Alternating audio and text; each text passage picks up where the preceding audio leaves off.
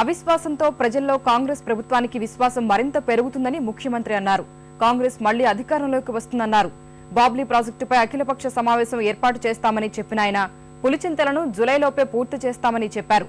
అవిశ్వాసంపై జరిగిన చర్చకు సుదీర్ఘ వివరణ ఇచ్చిన ముఖ్యమంత్రి స్థానిక ఎన్నికల్లో ఓడిపోతామనే భయంతోనే విపక్షాలు తీర్మానాన్ని తెచ్చాయనే అనుమానాలు వ్యక్తం చేశారు.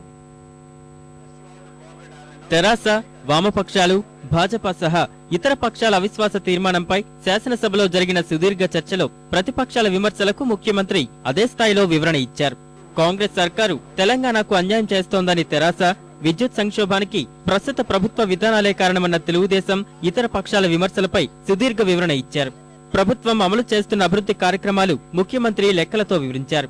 గంటన్నర ప్రసంగంలో ప్రభుత్వ కార్యక్రమాలను ఏకరవు పెట్టారు. ఉద్యోగులకు త్వరలోనే ఆరోగ్య కార్డులు జారీ చేస్తామన్నారు. 10వ వేతన సవరణ సంఘాన్ని 5 నెలల ముందే వేశామని తెలిపిన ఆయన తెలంగాణ రైతుల ప్రయోజనాలు కాపాడేందుకు కట్టుబడి ఉన్నామని చెప్పారు.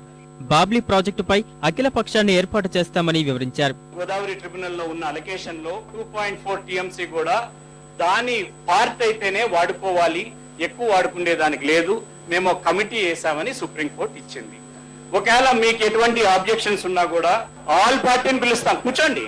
మీ ఆబ్జెక్షన్స్ ఏమిటి, రాష్ట్ర ప్రభుత్వం ఏమి చేయాలి, మీరు దయచేసి మీ సూచనలు ఇవ్వండి. ఖచ్చితంగా దానిపైన అప్పీలుకు పోయి దాన్ని మనం మంచి అడ్వకేట్ పెట్టి చేయటం జరుగుతుంది.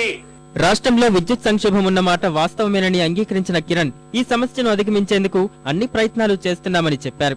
గ్యాస్, జల విద్యుత్ ఉత్పత్తిలో సమస్యల వల్లే ఇబ్బందులు పెరిగాయని వివరణ ఇచ్చారు.